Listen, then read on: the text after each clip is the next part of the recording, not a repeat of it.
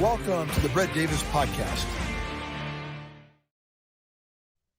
Well, good evening. We're running a little behind. The train was late. We got here as fast as we could. We were stuck at the Santa Fe train depot trying to get here. I'm lying, of course.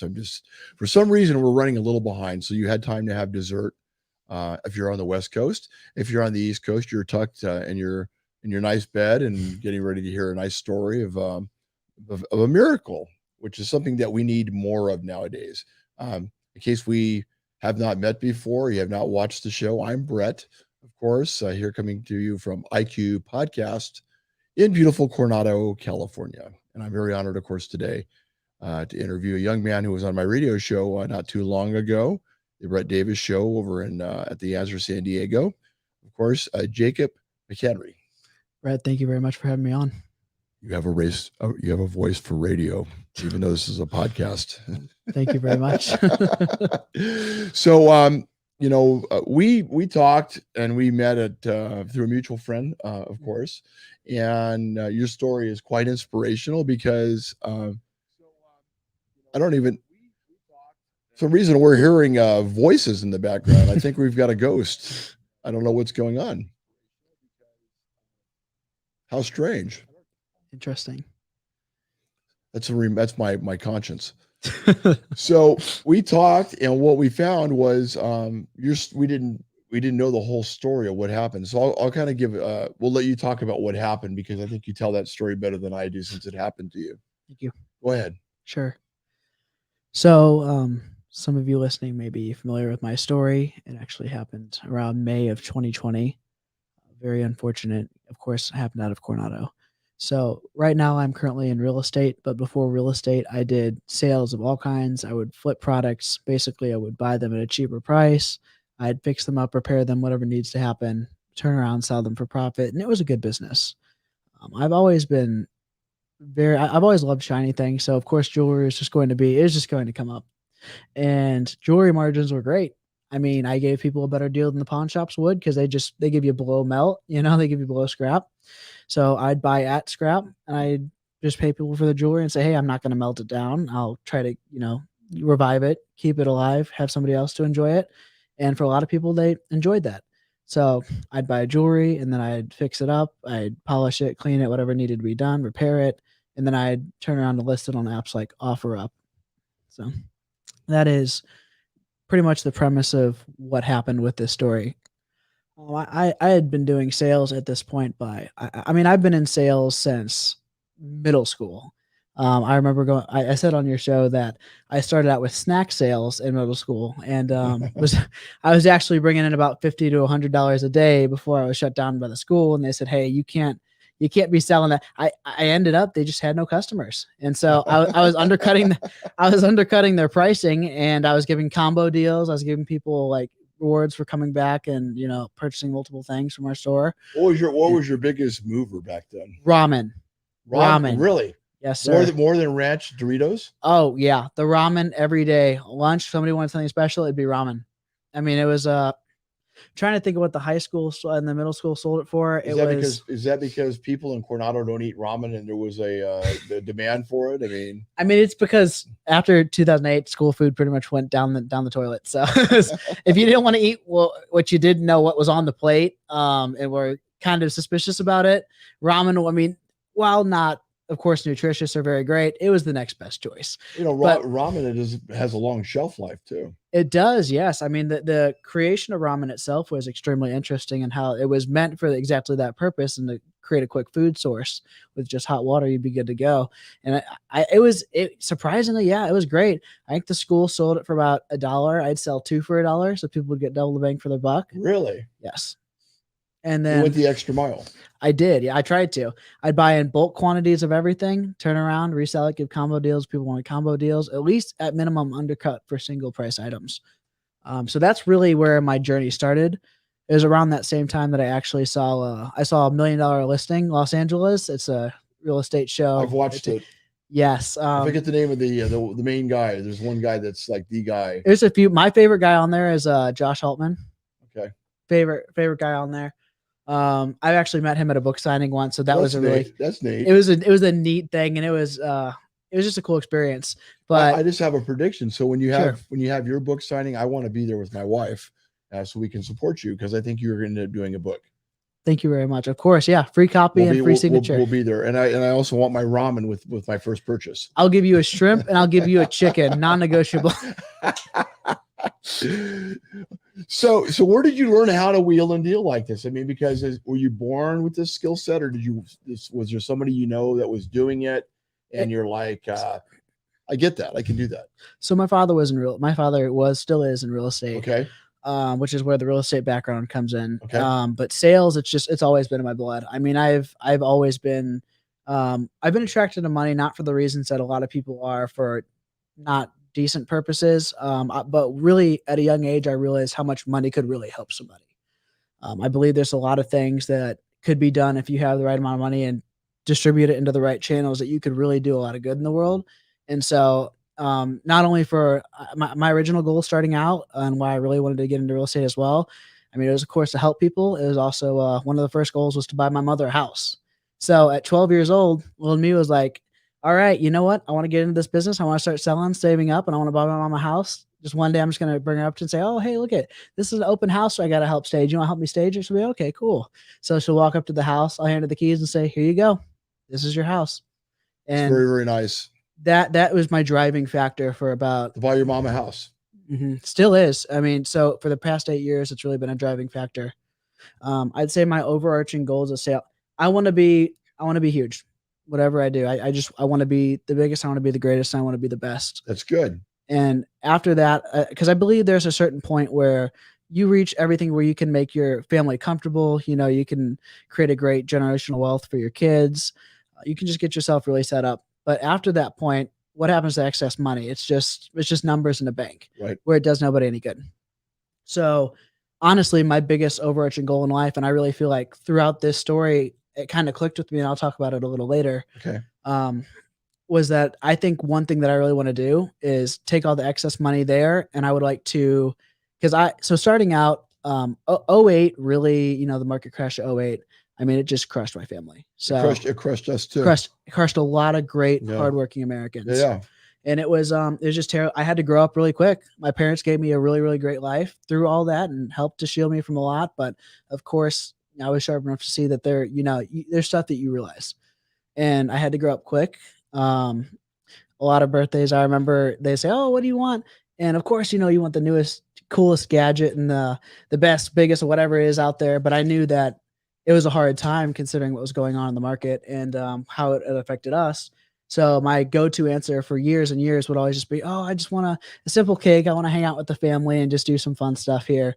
And of course, they'd always get me something anyway, but I really tried to get them to not, because I knew that we needed to save every dime that we could. Sure.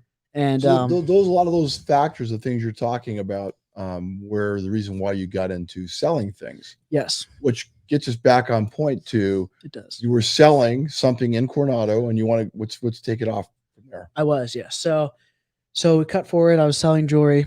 I had one chain left, one gold chain. It was an 18 karat gold rope chain, 30 inches, I believe. And that was the last thing I pretty much had that I could sell. And I was getting my real estate license here, or at least I had my test in a few weeks after that. So I figured, okay, cool. I have some money to be able to save up, be able to, pay for some of my fees, pay for my license and everything I need. So I had done pretty much, probably at least this was off of OfferUp. So on OfferUp, I did at least, and anybody who uses OfferUp, it's a huge platform. So definitely take note of this story and be safe. Definitely, if you're going to take away anything, take that away, and to be safe, look out for yourself. What Jake is talking about right now, because of the current world that we live in, and I think it's even more challenging now than it was when your situation came up, which you're going to share with us. Take some words of wisdom from his experience, because if you are selling something of value or not, I mean, you make sure you have probably, what would you advise somebody to be there with you? So if you do not carry, if you're not 21 yet, which is what my situation was, meet out front of a police station, have somebody who does carry or who you do trust accompany you as well. The biggest one, because most likely it's probably going to be a lot of teenagers who are doing exactly what I was doing. So I'd say in front of a police station, somebody you trust, maybe if there's a police officer who you do trust or you're friends with, maybe in the family, have them accompany you. But mainly just meet right out front of the police station. Don't even, because if you're doing exactly what I was doing, selling a chain, it's everything's completely legal. So meet out front of the police station. Of course, me at this time didn't think about that because I had done 30 previous transactions at this point, and Were it's they all done on the island? yeah, predominantly on the island. Some of them I did go off to other people's houses to See, that's scary. deliver goods. That's scary knowing what I know now about your story. Yes, And very. you didn't think about it at the time. Didn't think about it because I'd had 30 transactions issue free. I mean, the biggest issue would sometimes be somebody was like, oh, well, I didn't think it'd be like this, so I want to knock 50 off the price. And you're just like, oh, well, all right, you throw them a bone. But that's about as bad as it got. Unfortunately, not everybody operates on the honor system, being an honorable citizen, doing what's right in the community. And unfortunately, I had that running. So to get into depth of the story a little more, it was a pretty normal night. I believe school was still off at this point because of this was right during the beginning of the pandemic for coronavirus. So this is your senior year in high school? This was, yes. So they sent everybody home and said, oh, we'll let you know when you come back. And at this point, I hadn't been back yet. So my good friend Declan Homan and I are actually just hanging out on the town. I remember before Bonds, we'd actually went to go get some fruit because we were going to go eat it at the beach and hang out. And shout out to Declan. He's a great guy. He was there with me through this experience, and just outstanding guy. Still a really good friend of mine. So we get fruit, we are ready to hang out, and then I hear a cha-ching from my phone, which is the offer up notification sound. And I see somebody who says, hey, we're interested in buying your chain. I said, okay, great, cool. Yeah, all right, that works. So I asked Declan if he wanted to go with me. He said, yeah, for sure. After that, we'll just go to the beach, we'll hang out, we'll eat the fruit, do what we want to do. And he said, oh, let's meet at the Starbucks at 9:00. So I said, okay, it's the Starbucks here on Orange Avenue for reference as well. Been there many times. So I say, perfect, that works. So we waited at the Starbucks. On top of what happened there, 5 minutes late too. So to add insult to injury, but did they at least make your coffee drink good? No, they're late. Good way to start they off. were late showing up to the event. It's like, how are you gonna rob somebody and be 5 minutes late? Come on. But oh, you already told the story. Okay, you heard what he said. Okay, now you get an idea what's going on. So I see these two kids walking up from the Shell gas station, which is at the opposite end of the block. Mm-hmm. So I walk to go meet them, and we meet in the middle at Wine a Bit, I'd say is where it was, which is about halfway down the block. Okay. And there are two Hispanic gentlemen. One of them is taller and heavier set, and the other one is shorter, skinny. I meet up with them, and I believe I was on the left side and Declan was on the right side, and across from me was the shorter, skinnier guy, and across from Declan was the heavier set, taller guy. So I say to them, are you such and such? Of course, I don't call the name that they use now. They said, yeah, that's us. Are you such and such? I said, yes, that's us. So the shorter one asked to see the chain that I had. And I said, yeah, of course. If you aren't familiar with sales like on apps like OfferUp, Facebook Marketplace, Craigslist, it's pretty typical to allow it's just good faith and good business practice to allow somebody to see the item that you're selling before you exchange everything. And just so it's, so it doesn't seem like you're trying to pull something over on somebody. It's just kind of like hey, I trust you. Here you go. So that's pretty standard practice. So I hand the chain over and they ask, well, is it real 18 karat gold? And I said, yeah, it's real 18 karat gold. I don't screw people. That's not the business that I'm in. Not plated, nothing that you need to worry about. And when I do that, the heavier set, taller guy pulls a gun out and waves it at both of us and goes, what's up? I can't say it or I'll get canceled. So, so I can't say that on this station. Well, you can say it on the podcast, not on the radio. I said expletive, I believe, on the radio, but not trying to lose my career today. But so yeah, so they said, what's up? They waved the gun at Declan and I. And at that moment, Declan just pretty much froze up. I could see him out of the corner of my eye. He just froze up. And thinking, what kind of friend are you? No kidding. To bring me to this, whatever you want to call it. this rendezvous. Yeah. That was shocking. So Yeah, you it got this is. gun being waved at you. Yeah. So the gun At that is point, did you hand over the chain? so the chain was already over in their possession. That's after they asked if it was really 18 karat gold is when they pulled the gun. So once I said yes, it was. That's when it was pulled. So in this moment, and of course, I've heard this so many countless times. People are going to say, "Oh, well, you just let them have it. You give it, just give it to them. Just walk away. It doesn't matter." And of course, that's a logical situation. But unless you get a gun pulled on you, you don't know what you're going to do. And that's bottom line. That's just what it is. Because I've had so many people who've never had a gun pulled on them. Worst is probably dropping their ice cream cone, and they'll say, "Oh, well, why didn't you just let them have it?" Tell me what you're going to do when you're in that situation, when you get in that situation. Hopefully you never do. Because you don't know in a pressure situation how you're going to react. You don't know. Unfortunately, I've never really had a flight mode. It's always pretty much been a fight mode. So as soon as that gun gets pulled, it registers what's happening in my head, and I charge the kid across from me. You're also a football player. I was, yes. I was a football player, and at this point, I was 18, so I've been lifting for about probably 4 to 5 years now, maybe 6 years. You're going to be somewhat of an aggressor because that's what those things are involved with.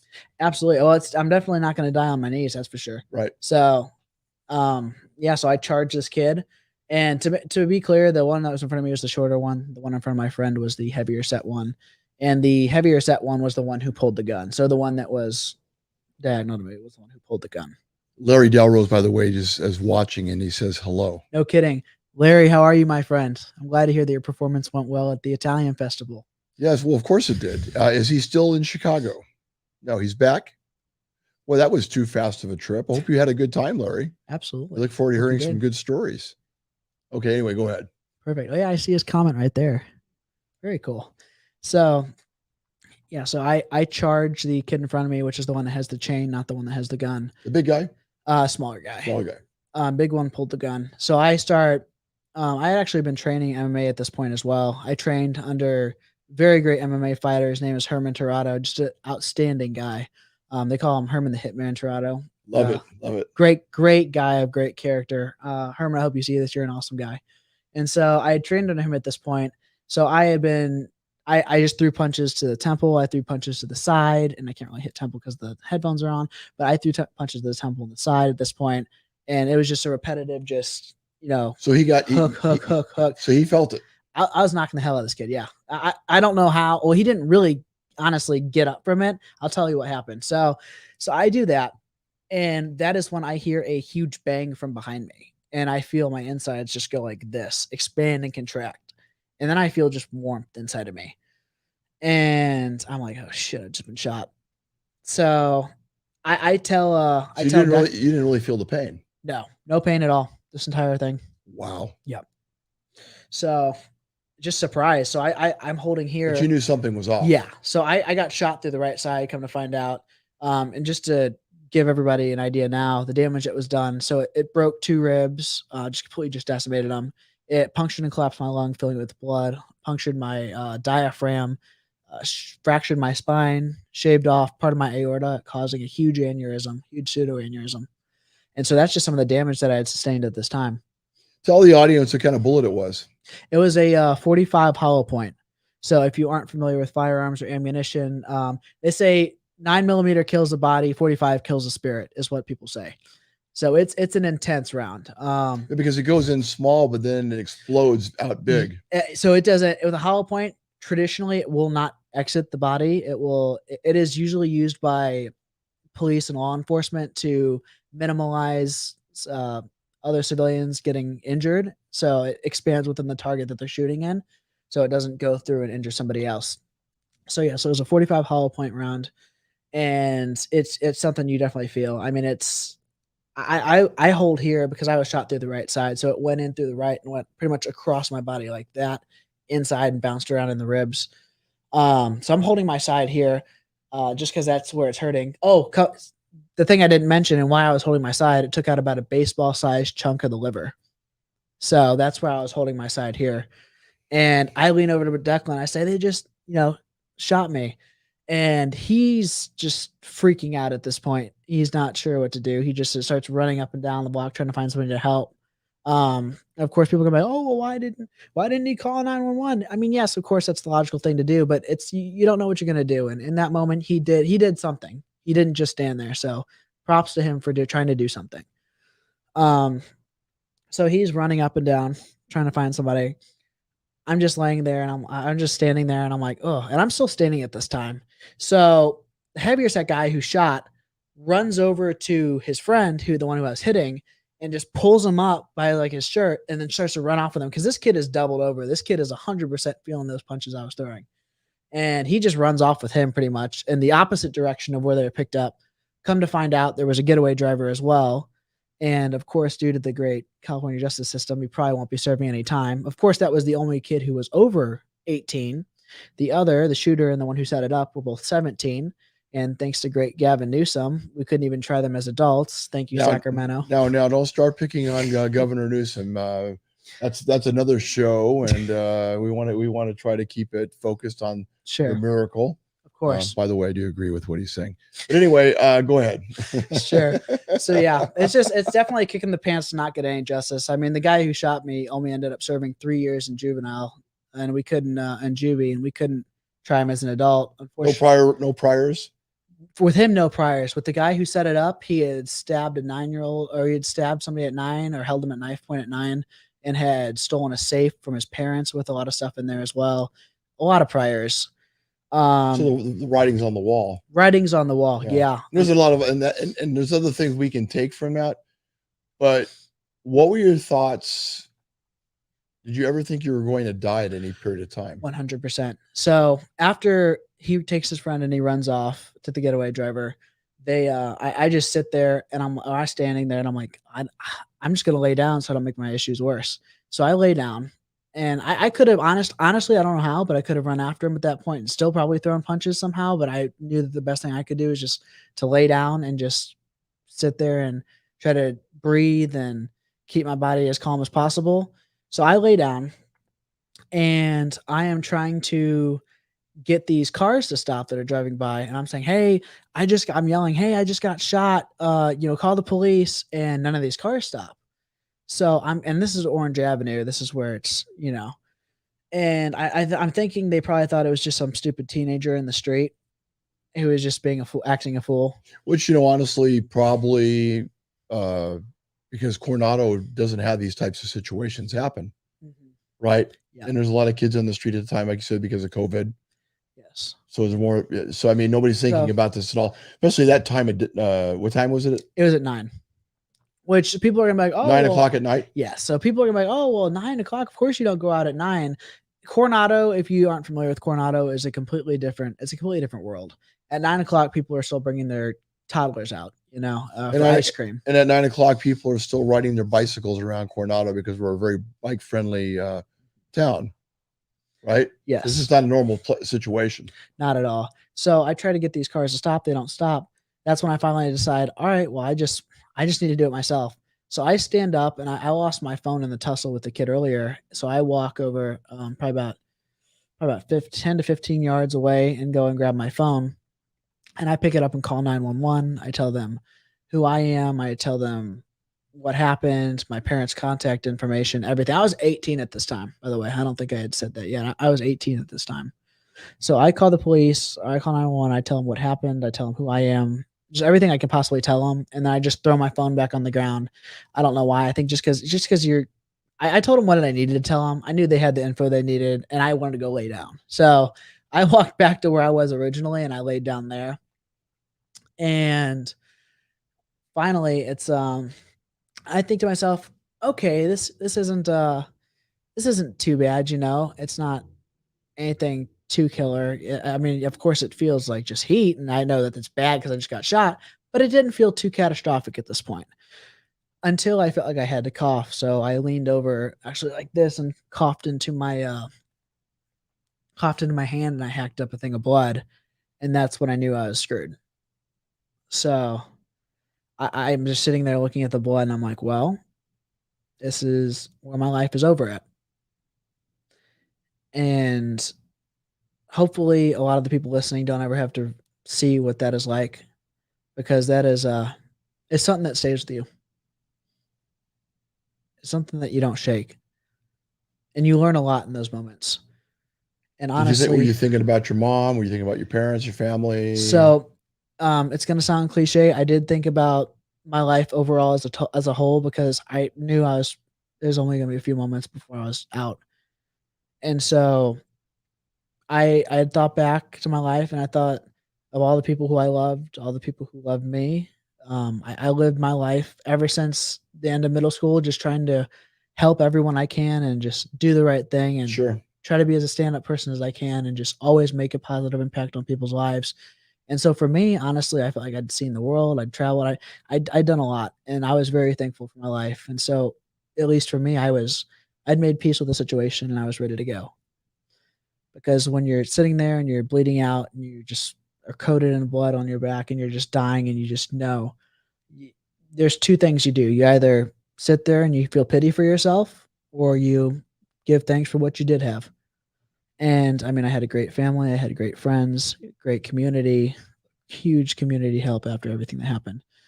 And so, There's one thing about Coronado community for the people that are watching, and I'm sure people have these types of stories, but I've lived in a lot of cities, and Coronado is a very community. I mean, it's like a small town. Everybody knows what's going on, and when these types of things do happen, in your case, they rallied you, didn't they?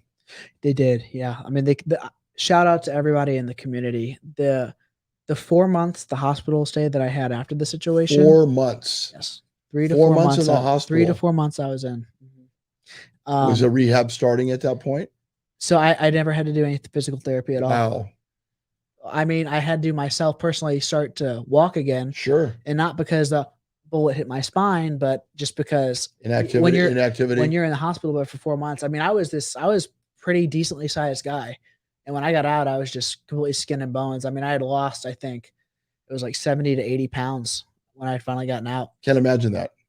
'Cause I look at you now, you're pretty, you're pretty Thank buff. you. You're pretty buffed out there. I By try. the way, you're going to give me a good deal on that that watch there that I'm looking at there. Of course, Yeah. man, but in front of the police station only.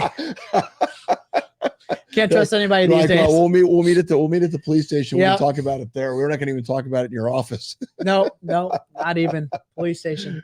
But so really, honestly, you are a walking miracle because a hollow point, the whole bleeding thing, those months in the hospital, you pretty much have regained pretty much everything, right? so I have some ischemia in my leg, my left leg, but it's just due from the surgery because they had to keep blood flowing, so they had to take it from my leg to my aorta when they had to patch that, which was the more intense of the surgeries. But besides that, yeah, I mean, I'm up and running, up and going. I mean, there are some points where I do have to sit down occasionally just because it's taxing. I mean, Sure. getting hit by that bullet definitely took a lot of time out, a lot of just years out of my body. And so there are moments where I do have to sit, but everybody's understanding, everybody's accommodating. But besides that, I'm running, I'm lifting, I'm doing whatever I want to do. You're also working for Big Block Realty, of course, in town. I am, yes. And that's going really well. And real estate's well. doing well for you. And you started out very young in this. And so what's the takeaway from all this? What would you tell somebody out there that's going about their day and they think everything's going to be the same tomorrow as it is Sure. today? Well, one thing I really want to touch on first that ties into that question, because this is a really important aspect. When I had been laying there and I knew that I was going to die and I'd run through all those memories, this voice came to me and it just started saying, "You're going to live, you're going to live, you're going to live," over and over. And it was the voice of God. It didn't sound like a male voice, didn't sound like a female voice, you couldn't hear the tones with it. It's just, you heard it projected into your mind. And I said, "There's no way in hell I'm going to live. You're kidding? I'm coughing up blood." Turns out that there was a lifeguard, this already helps. There was a great young gentleman. I won't say his name because he kind of likes to remain anonymous and low key throughout all this. He actually ran towards the gunfire when he heard it. And him being a lifeguard already helps because you have some medical training. His brother was a Navy SEAL who taught him what to do if someone gets shot. So he ran towards the gunfire. He saw me. And right as I'm saying, there's no way I'm going to live through this. It was like an angel.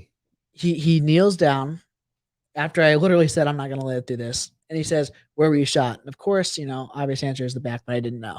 So he holds a hand over my wound in the back, holds it over the front because he didn't know if it passed through, which I was speaking to some of the EMT later on down the line. I believe it was once I like towards the end stay of my hospital, and I was asking him, "Do you think that made a difference?" They said he 100% saved your life with that. So he 100% saved my life, saved my lung from collapsing in that moment further than it did. Um, until the paramedics arrived, and yeah, the voice of God came, told me I was gonna live, and I was conscious all the way up until they brought me to the hospital, and I woke up out of the surgery after that. And unfortunately, and this is a I know we gotta wrap this up, so I'll be quick with this about Well, you don't have to be quick and because the story, one thing about we're kind of not really a time-based show, we probably should be, but I think sometime when the story is unique like yours, time just kind of like isn't even the issue. It's just getting the story out. That's what I like about podcasts because we're not, I mean, don't get me wrong, radio is great and you've done that. But I mean, this is just you and I talking and the audience listening. It's like we're all sitting around, you know, chatting about this. It's not really that uniformed.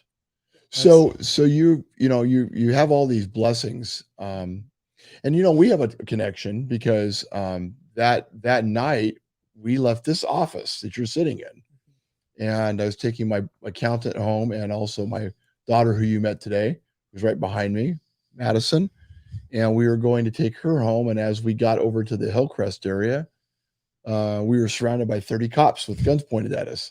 So I know that the feeling is to have a gun pointed at you, and then even worse, 4 German shepherds were barking and ready to tear us apart. And having to put your hands up behind your head and walk backwards and go into a police car and sit for an hour on my hands because everybody thought I was the guy that shot you. not quite. And it took somebody, Larry, of course, connecting us, but it's crazy the way life is and the way we are more connected. And I think that your story is for anybody out there in the times that we live in. I mean, don't take it for granted that your day is always going to be the same. And I'm not trying to put fear in anybody, but every day is a blessing. And I always look at it like we try to live each day like it could be your last because you don't know. I don't know if that's changed you at all. So it would have to, right? It has, yeah, and I'll touch on that. It's yeah, not to fearmonger at all, but the world now is not what it was even 4 years ago at this point. It's just not what it was, unfortunately. Or are you so when you get up in the morning, I mean, are you having more discussions with God, more prayer, how's your days changed? Every day that I got out of that hospital, because the hospital stay is just the worst. I mean, Oh, I would go crazy. It I mean, for somebody like, I mean, you and I are very similar. We're very active types that like to get things done and get going. Yeah. I would drive me insane. One of the greatest things one of the things that I really had to run towards, honestly, is to see the sun anymore, because I was so bound to a hospital bed. That's the one thing that drove me out of bed. It was painful as hell to just walk. And some points I did have to crawl Really? to go. Yep. To just move.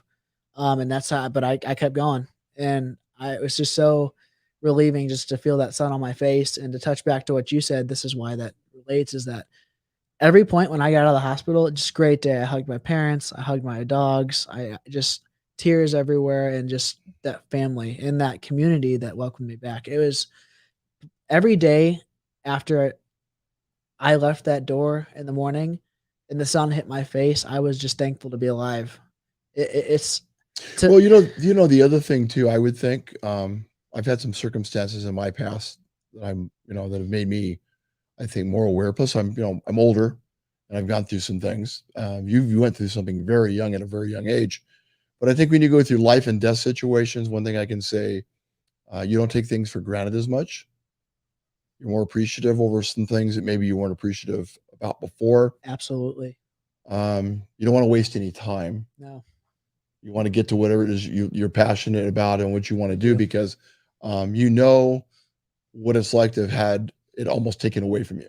Yeah. And when you've had that almost taken, when something's been taken away like your life, it makes you really realize how every little grain of sand, every little thing you do is valuable. It does, honestly. I mean, it's about living your why, Right. And for me, my why is to help people. And when God spoke to me a second time, And that's what correlated back to my message at the beginning of why, for me, becoming successful in business and just life overall, and as a man, hopefully husband one day, hopefully father one day. For me, it's just so important because all that excess money, I want to put it right back into the community. I want to give out micro loans for small businesses and starting entrepreneurs. That's great. I want to give them free courses to learn how, okay, this is how you start your business. This is the legal aspect. This is the financial aspect, how to raise funding. I want to go give it back to the communities, like what I had to start up with, and just from the ground up, to people who are brilliant, who have great ideas, who could really make an impact on the world, but just don't have the means. And I want to use Or the knowledge. or the knowledge, yes. And I want to use every penny that I have to go out in the neighborhoods and give opportunities to people who were like me, who weren't fortunate at the very beginning. Who, of course, I'm very fortunate now. I have many great opportunities from a lot of great people and a lot of help anymore. And but starting out, it was definitely rough. And every American, every person, as a human being, you deserve that opportunity to thrive, to grow, to create that life you want to create for other people.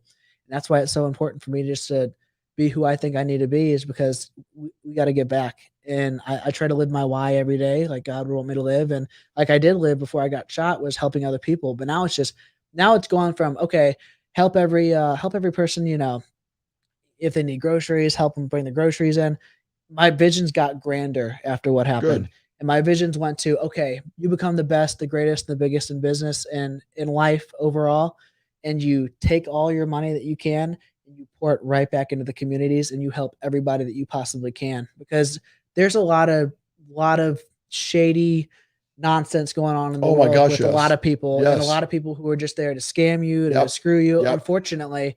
And every it's easy to be an ass, it's easy to be an ass. Well, I also believe people that do those types of things don't last very long, and they end up getting what they deserve typically at the very end of that Absolutely whole thing. karmic, I 100%. believe in that, Karma. and I've seen it happen many times. I appreciate your story. I appreciate you as a person you are. You're a very old soul. You're not somebody of your age at all. Yeah, you have a lot of wisdom and have a big heart, and I know you're going to make a bigger difference in a lot of people's lives. And I hope I can witness that myself, because it's been an honor and a pleasure talking to you as always. Thank you so much. But yeah, just honestly, if I can just leave it off with one more sentence for everyone, it's just live your why, live your purpose. Life is for nothing if you don't go out every day and you try to do the best in everything you can do, honestly, and just make everybody's life just better, be a positive influence on others, and just help bring that light to people's lives, because you don't know who needs it always. So just be kind to a stranger, compliment the person that you're getting food from at the drive-through, but you be positive to everybody you can be positive to. That'd be my one takeaway. Spread the joy. And that's typically what our show's about. That's one of the reasons we do what we do. We love to help people. And if you have any other stories that are inspirational, like the one you heard today, of course, which is a very unique story, or you have an idea of maybe how there's somebody in need that needs help, we want to help. So, of course, you can contact me at brettdavis2020@yahoo.com. And if you have any ideas or you know of anybody that needs help, please reach out. And, Jacob, thank you so much for being on the show. Thank you so much. And if there's anything we can ever do to help you with anything, and even help you if you're doing an event or anything and you need help, we would love to help you any way we can, because you're doing great stuff and we appreciate you. Thank you so much, Brett. I'm very fortunate to be here. Thank you. Thank you. And of course, thank you to the audience. And I want to thank my sponsors, because without my sponsors, we would not be doing what we're able to do. So thank you to my number one friend and brother, of course, Attorney King, for everything he does. He's, of course, voted again number one accident attorney for like the gazillionth time at the Union Tribune. I mean, pretty soon they're going to have to erect a statue in his name somewhere in San Diego. I hope to be there for the ribbon cutting for that king. And of course, Sequan Casino, which is a phenomenal resort, and they do so much for the community. Cody Martinez, you're an amazing, you're just like, it's amazing how many of us are working together on community. I got Attorney King. We've got Sequan Casino, who's constantly giving to the community. Thank you, Cody, for everything you do. And of course, another giver and somebody that's phenomenal is, of course, Marina Teal, who owns IB Fitness in Imperial Beach. I highly recommend her gym. It's a great gym, and It's open 24 hours. So if you say you don't have time to work out, IB Fitness is the place to go. And of course, last but not least, Bona Facetta Garage. We have not changed the name here yet. Of course, that's a past sponsor. IB Fitness, of course, was the last one, but the new one, of course, is Bona Facetta the Garage. Marco, who's also another community guy like the people that we've mentioned so far. Thank you so much, Marco. I love your lasagna. I love the vibe, the energy that you have in your restaurant. It's not just a place to eat, but it's also a place for community. And he's very involved with the community, of course, of Coronado. Everybody take care. And remember, our next show is going to be Wednesday this week, Pacific Western Time, 7 p.m. Everybody take care. And remember what Jake just said. We need to start all being nice to each other and helping each other out and just doing it for no reason at all, just to be nice. Everybody take care and yippee-ki-yay.